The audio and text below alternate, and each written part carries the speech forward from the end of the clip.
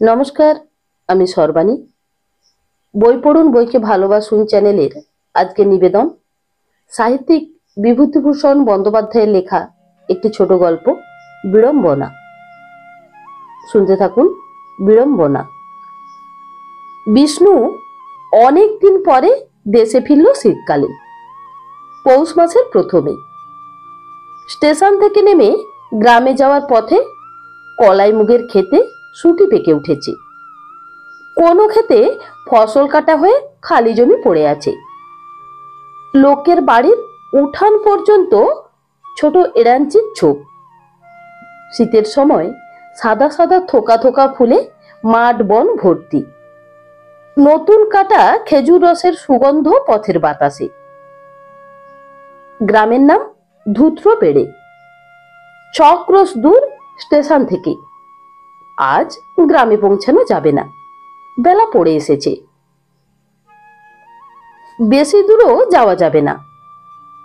আরামডাঙ্গা কিংবা সোনাখালী বক্সা পর্যন্ত সন্ধ্যের আগে পৌঁছে আশ্রয় নিতে হবে কোথাও।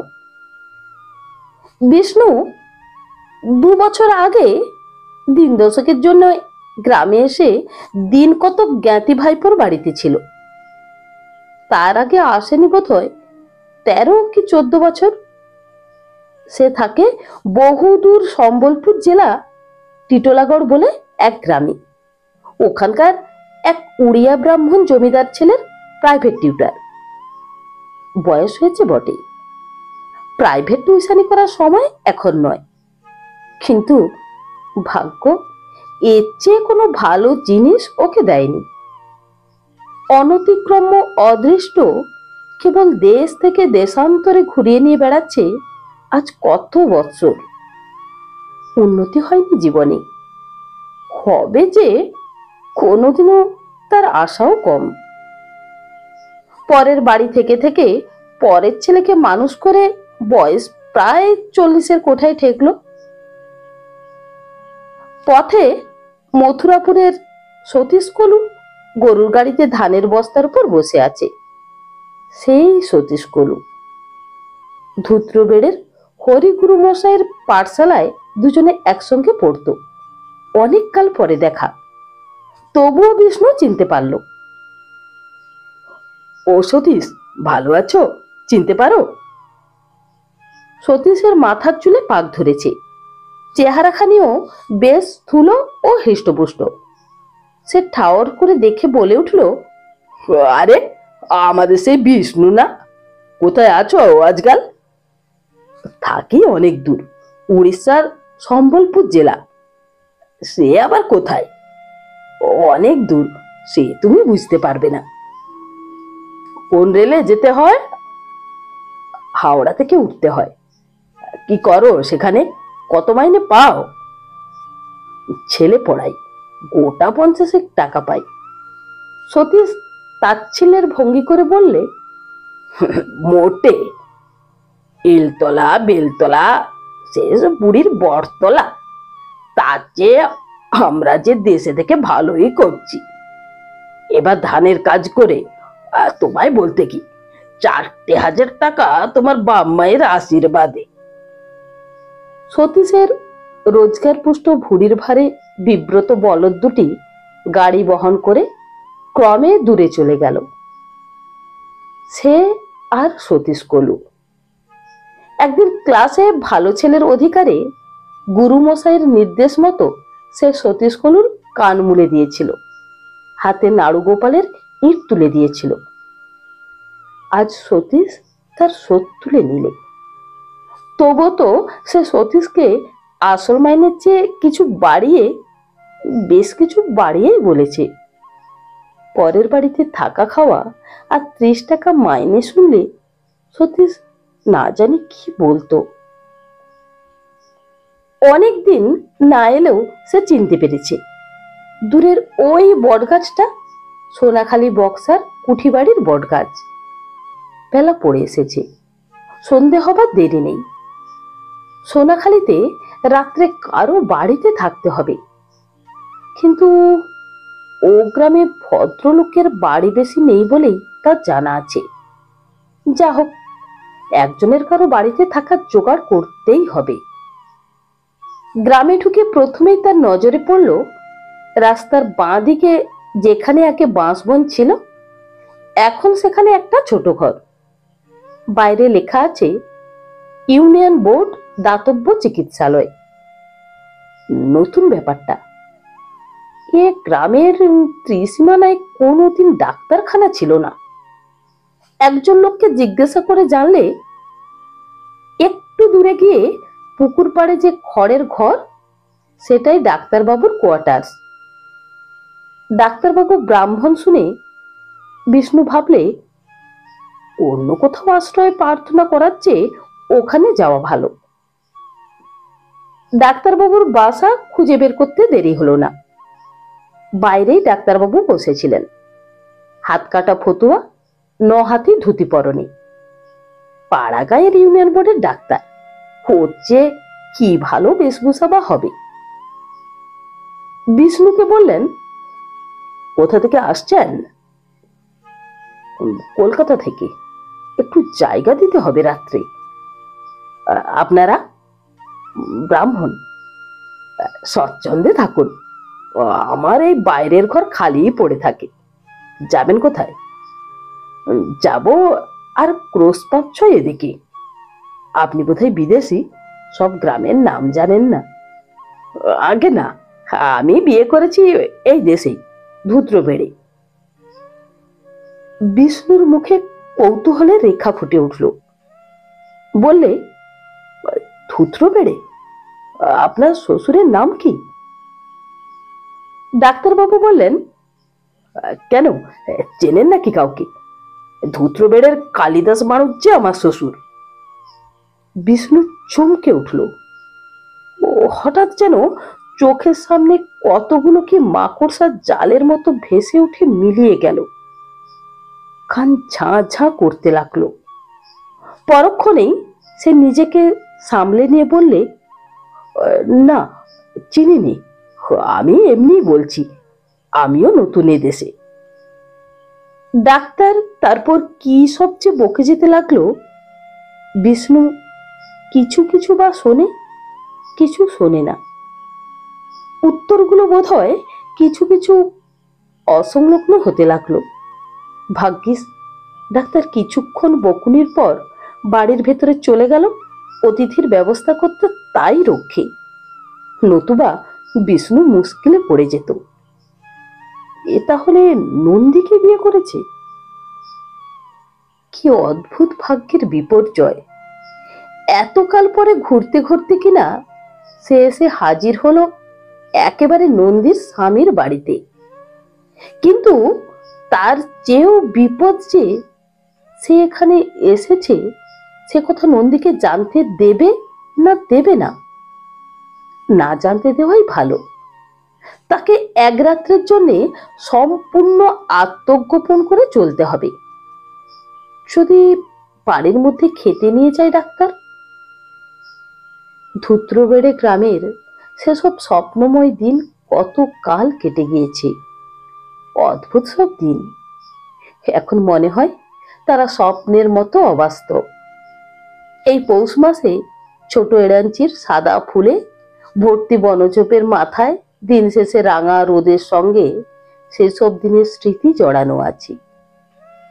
এদের সঙ্গে যে সুন্দর মুখের সম্বন্ধ ছিল তার জীবনে অত্যন্ত প্রত্যক্ষ, অত্যন্ত বাস্তব, যা এতদিন ধরে মধুর স্মৃতির কুয়াশা সৃষ্টি করে রেখেছে। আজ তাকে সে চলে যেতে দেবে না। দিলে হয়তো সে ভুল করবে, কে জানে। প্রত্যক্ষ বাস্তবতার রূঢ় আঘাতে স্বপ্ন যদি ভেঙে যায়, সে নন্দী যদি না থাকে, 16 বছর আগের সে নন্দী। 16 বছর দেখেনি সে তাকে। কত বিনিদ্র রজনী প্রথমে সে যাপন করেছে, কত চোখের জল ফেলেছে যার কথা ভেবে।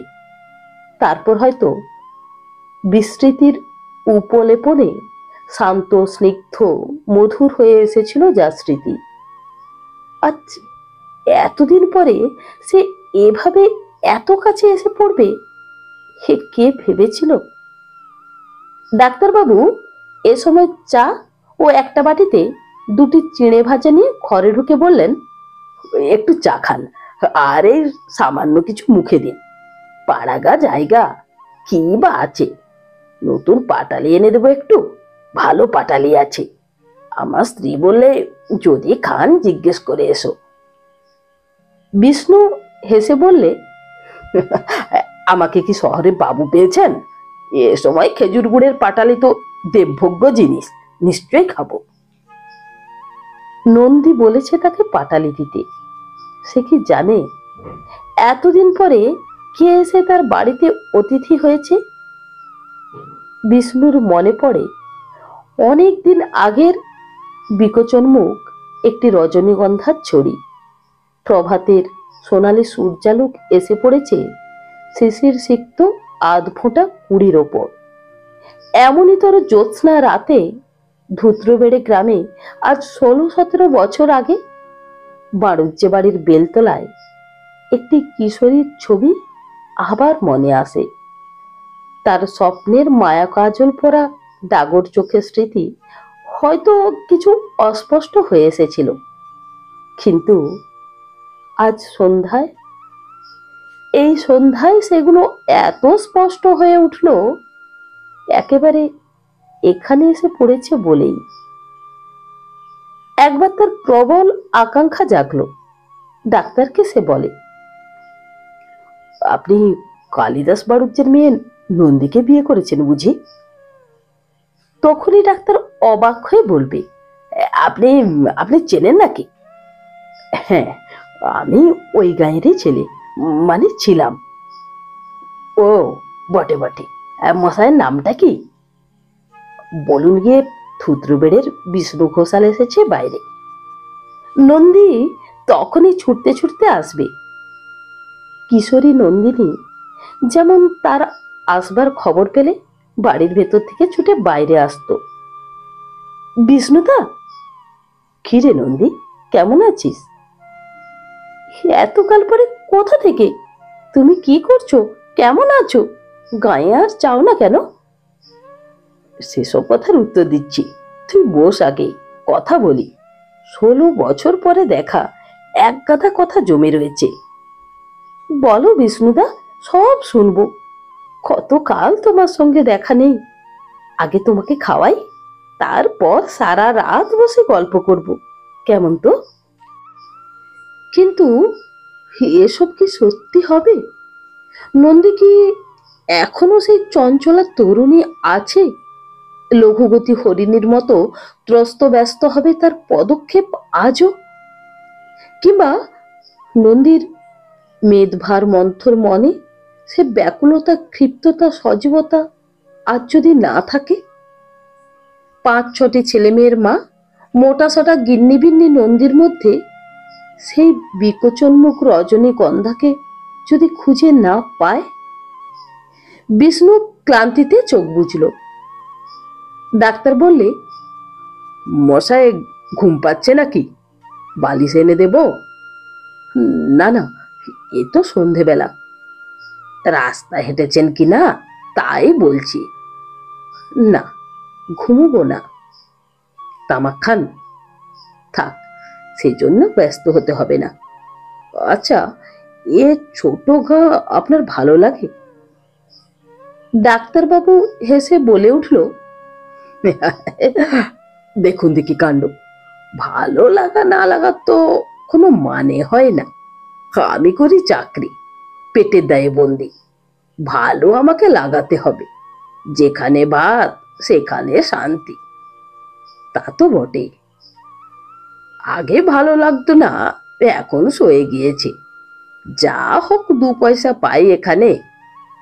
আশেপাশের 8-10খানা গ্রামের লোক আমাকেই ডাকে। 2 টাকা ফি করেছি, আর বর্ষাকালে গরুর গাড়ির ভাড়া। শীতকালে এখন সাইকেলে যাই। এইসব গ্রামের চাষিরা বছরে যা দেয় তাতে একটা গোলা ভর্তি হয়ে যায়। খাওয়ার সময় বাড়ির মধ্যে গিয়ে দেখবেন এখন ভালো কি স্বাদে লাগে। স্থূল তৃপ্তিবোধে ডাক্তারের ছোট ছোট চোখ আরো যেন বুঝে ছোট হয়ে আসে। বিষ্ণুর ভালো লাগে না সেটা। এ ধরনের স্থূল অনুভূতির প্রকাশ তার কাছে চিরকালই বিরক্তিকর। অন্য কথা পারবার চেষ্টায় সে বলল, এ জায়গায় ম্যালেরিয়া কেমন? ম্যালেরিয়া খুবই, ম্যালেরিয়ায় লক্ষ্মী আছে বলেই 2 পয়সা যা হোক রোজগার করি। একটি মেয়ে প্রায় বিয়ের বয়সে পা দেব দেব করছে, সামনের বছর বিয়ে দিতেই হবে। বিষ্ণু নিজের অলক্ষিতে চমকে উঠল। এ কথা সে জিজ্ঞেস করেনি, জানতেও চায়নি। নন্দীর মেয়ে বিবাহযোগ্য হয়ে উঠেছে। কত বয়স হবে? 16-17? না, এসব পল্লীগ্রামে সমাজে বিবাহের ঊর্ধ্বতম বয়স তো অত নয়, সে ভুলে যাচ্ছে। 13-14 বছরের বালিকা হবে বোধহয়। যাক, সে কথায় তার দরকার কি? অন্য কোনো দরকার নয়। নন্দীর বর্তমান চেহারা সে বুঝতে চাইছে তার ছেলে মেয়ের সংখ্যার মধ্যে দিয়ে। এমন সময় বাইরে থেকে কে ডাকলো, ডাক্তারবাবু আছেন? ডাক্তার উঠে বাইরে গেল।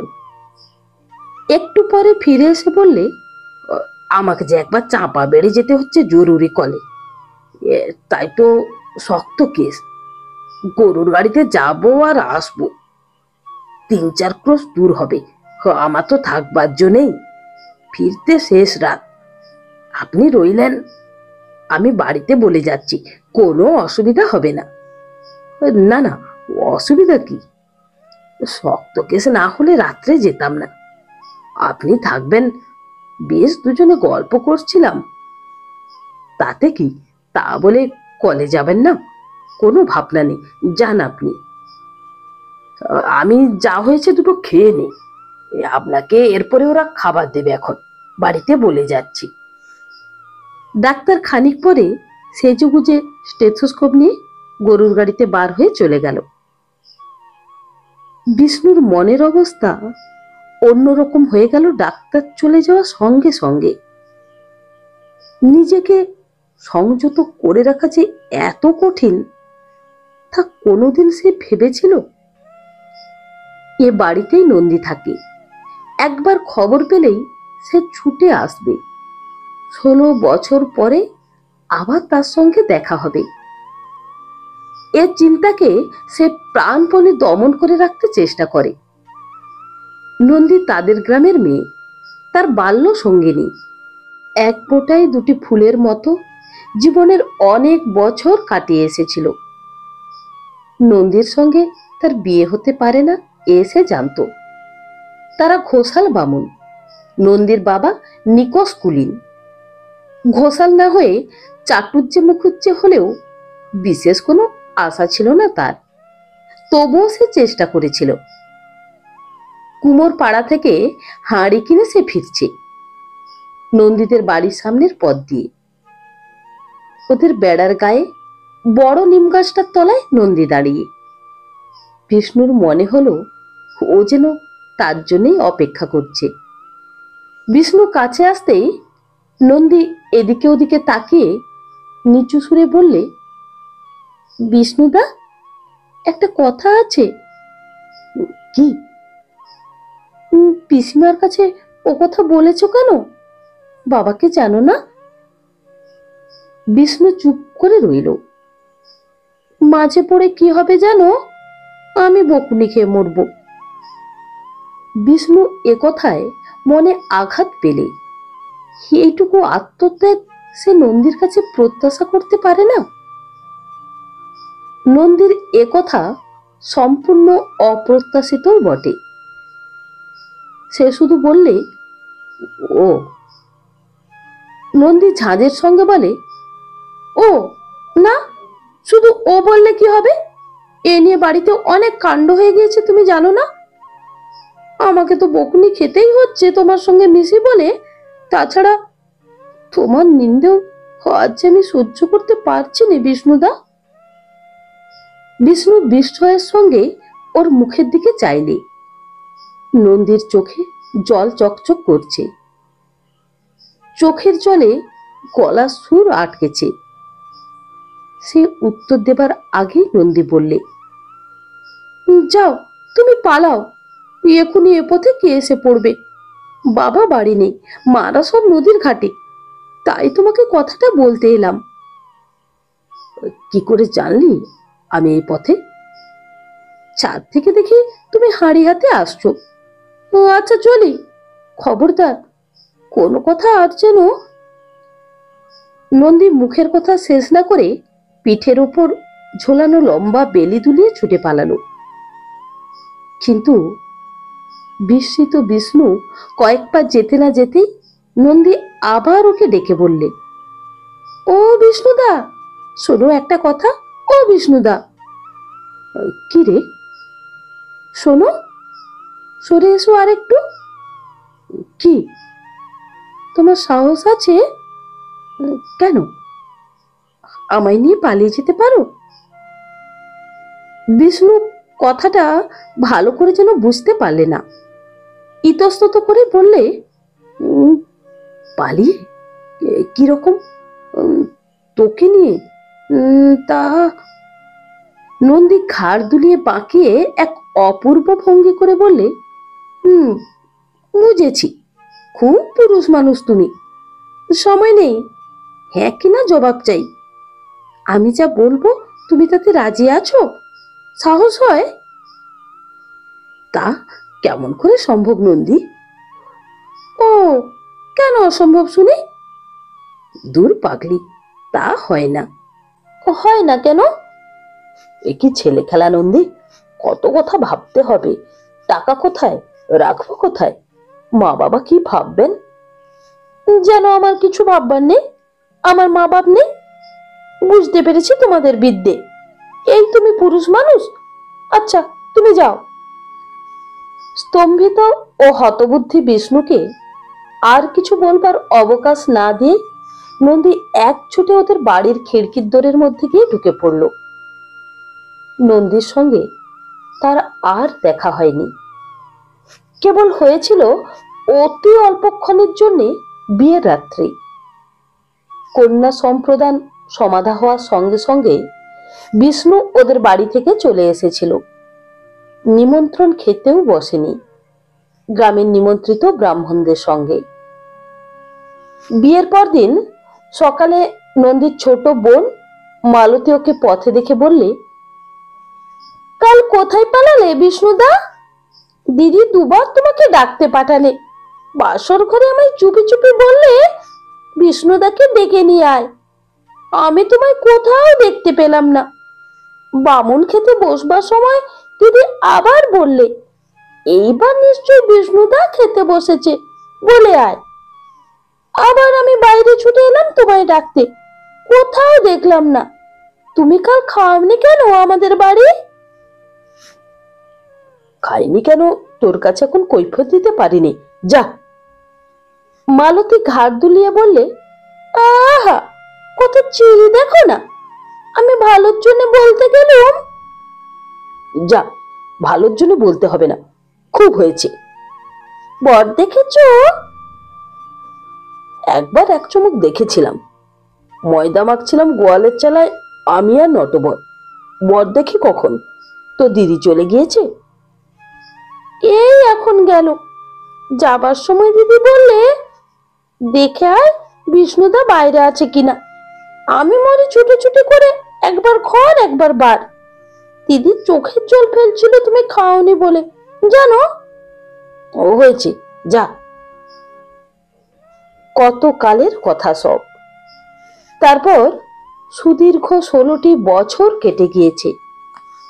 ধুত্রবেড়ি গ্রামের সঙ্গে যোগাযোগ বিচ্ছিন্ন হয়ে যায় নন্দীর বিয়ের কয়েক মাস পরেই। বাবা মারা গেলেন। মামা এসে ওদের নিয়ে গেলেন তাদের দেশে। গ্রামের খড়ের ঘর অযত্নে ভেঙে চুরে ধূলিসাৎ হলো। হঠাৎ বিষ্ণু চমকে উঠল। 14-15 বছরের কিশোরী নন্দী দোরের কাছে দাঁড়িয়ে। সেকালের মতো মৃদু মধুর সুরে জিজ্ঞাসা করছে, আপনাকে এখন খাবার দেওয়া হবে? মা জিজ্ঞাসা করলেন। "উম, ও তা।" ওর চমকে ওঠার ভাবে মেয়েটির বোধহয় হাসি পেল। ঠোঁটের প্রান্তে হাসি চেপে বললে, খাবেন এখন? তুমি বুঝি ডাক্তারবাবুর মেয়ে? হ্যাঁ। নাম কি তোমার খুকি? তুলসী। এখানে একটু বসো না, খাবো এখন একটু পরে। তোমার বাবা মা কি রকম নাম রাখলেন তোমার? তুলসী হবে তোমার ঠাকুমা দিদিমার নাম। তোমার নাম তুলসী হলে কি মানায়? তোমার নাম হবে রেবা, রেখা, শিপ্রা, অনিতা। নিজের পক্ষে সুকুমারী, সুলোচনা, নলিনী এইসব, তা না তুলসী। চ। বিষ্ণুর কথার ভঙ্গিতে মেয়েটি হেসে ফেললে। চোখ নিচু করে শান্ত সুরে বললে, ঠাকুরমা রেখেছিলেন আমি যখন হই। ঠাকুরমা বেঁচে ছিলেন কিনা? তোমাদের দেশ কোথায়? নদে জেলা, মদনপুরের কাছে। দেশে বড় তো যাওয়া হয় না, বাবার যেখানে চাকরি সেখানেই থাকতে হয়। তুমি বড়? আর কটি ভাই বোন? আমার ছোট আর 2 বোন। ছোট আরেকটি ভাই, এই 2 বছরের। বেশ। খানিকক্ষণ কথাবার্তার পর মেয়েটি বললে, এইবার খাবেন? বিষ্ণু বললে, মন্দ নয়, জায়গা এই বাইরের ঘরেই করো। কেন? ভেতরের রোয়াকে করি, রোয়াকের উপর চালা আছে। না না, তুমি বাইরের ঘরে এখানেই জায়গা করো খুকি, বাড়ির মধ্যে দরকার নেই। মেয়েটি বাড়ির মধ্যে চলে গেল, কিন্তু অনেকক্ষণ পরে এসে বললে, মা বললেন এখানে খাওয়ার অসুবিধা হবে, রান্নাঘরে রোয়াকে জায়গা করে দিতে বললেন। বিষ্ণু ব্যস্ত হয়ে বললে, না না, তুমি খুকি বাইরেই জায়গা করে দাও, কোনো অসুবিধা হবে না। বাড়ির মধ্যে আমার বাঁধো বাঁধো ঠেকবে, এখানেই দাও। খুকি বাড়ির মধ্যে চলে গেল আবার। বিষ্ণুর সমস্ত দেহ মন চঞ্চল উত্তেজিত হয়ে উঠেছে। এই মেয়েটির মধ্যে 15 বছরের কিশোরী নন্দীকে কত কাল পরে আবার প্রত্যক্ষ করল সে। সেই চোখ মুখের ভঙ্গি, সেই হাসি, স্বপ্নের মতো মনে হয় সব। বাইরের ঘরেই খাবার জায়গা করে দেয়া হলো। তুলসী পরিবেশন করলে। দোরের বাইরে ফিস ফিস শব্দ শুনে বিষ্ণুর মনে হলো এর মা রান্নাঘর থেকে খাবার বয়ে নিয়ে এসে ওকে সাহায্য করছে। বিষ্ণু আগে থেকে সতর্ক হয়ে দোরের দিকে পিছন ফিরে বসেছে। নন্দী যেন কিছুতেই জানতে না পারে আজ সে তার বাড়ির অতিথি। খাওয়া শেষ হয়ে গেল। রাত বেশি হয়নি। পাড়াগাঁয়ে শীতের রাত্রে সকাল সকাল লোকে আহারাদি চুকিয়ে ফেলে। বিষ্ণু একটা ব্যাপার বেশ বুঝতে পারলে, আজ সে এখানে থাকলে নন্দীকে না ডেকে তার সঙ্গে দেখা না করে থাকতে পারবে না। বারবার তাকে এই ইচ্ছা দমন করতে হয় প্রাণপণে। বারবার আবার অন্য পথ দিয়ে সেটা এসে মনকে চঞ্চল করে তোলে। ধমনীতে উন্মাদ রক্তস্রোত বইতে শুরু করেছে। মন বলছে, নন্দীকে ডাক, জীবনে এমন অবসর আর পাবে না। কতদিন পরে দেখা করবে না। ঘুম অসম্ভব না, সে একটিবার নন্দীকে খবর পাঠাবে। দেখা করতে দোষ কিছুই নেই। তুলসীকে ডেকে খবর পাঠাবে, কিভাবে বলবে? তুলসী, তোমার মামার বাড়ি কোন গ্রামে? ধুদ্রবেড়ে? তোমার মা তাহলে আমাদের গ্রামেরই মেয়ে। বলো গে, ধুদ্রবেড়ের শিবনাথ ঘোষালের ছেলে বিষ্ণু ডাকছে, দেখা করবে। না, ওভাবে নয়। তুলসীকে ডেকে কথায় কথায় তাকে শুনিয়ে দেবে যে তার বাড়ি ধুদ্রবেড়ে। এতে তুলসী নিশ্চয়ই বলবে যে তার মামা বাড়িও সেই গ্রামে। ডাক্তারের সঙ্গে এ সম্বন্ধে যে কথা একবার হয়েছিল, তুলসী তার খবর রাখে না। তুলসী তখন তার মায়ের কাছে গিয়ে ঠিক বলবে বাইরের ঘরে যিনি এসেছেন তিনি ধুদ্রবেড়ের লোক। নন্দী নিশ্চয় বলবে নাম কি জিজ্ঞেস করে আয়। বাপের বাড়ির গ্রামের লোক সম্বন্ধে নন্দী উদাসীন হয়ে থাকতে পারবে না। সে বলবে বল গিয়ে ধুদ্রবেড়ের শিবনাথ ঘোষালের ইত্যাদি। নন্দী ছুটতে ছুটতে আসবে বাইরের ঘরে। বিষ্ণু বিছানা থেকে উঠে বসল। উত্তেজিত ভাবে কিছুক্ষণ পায়চারি করলে বাইরের দিকে রোয়াকে। তারপর ডাক দিলে তুলসী, তুলসী। তুলসী ছুটে এলো বাইরের ঘরে। বিষ্ণু বললে ডাক্তারবাবু কখন ফিরবেন খুকি?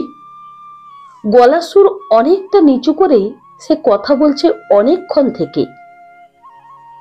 তুলসী বললে তা তো জানি নে, মাকে জিজ্ঞাসা করে আসবো। না থাক। হ্যাঁ শোনো, আমি এক্ষুনি চলে যাব, বিশেষ জরুরি কাজ মনে পড়লো। ট্রেন ধরতে হবে গিয়ে। তোমরা বাইরের দোর বন্ধ করে দাও। তুলসী অবাক হয়ে বললে এত রাত্রিতে এই শীতে এখন যাবেন কেন? কাল সকালে উঠে। বিষ্ণু ব্যস্তভাবে বললে না না, আমার খুব জরুরি দরকার। এই রাত 12টার ডাউন খুলনা মেলেই যেতে হবে। তুমি বাড়ির মধ্যে গিয়ে বলো গে। তুলসী তখনই বাড়ির মধ্যে গিয়ে এসে বললে মা বারণ করছেন, এসব দেশ ভালো না, এত রাত্রিতে যাবেন না।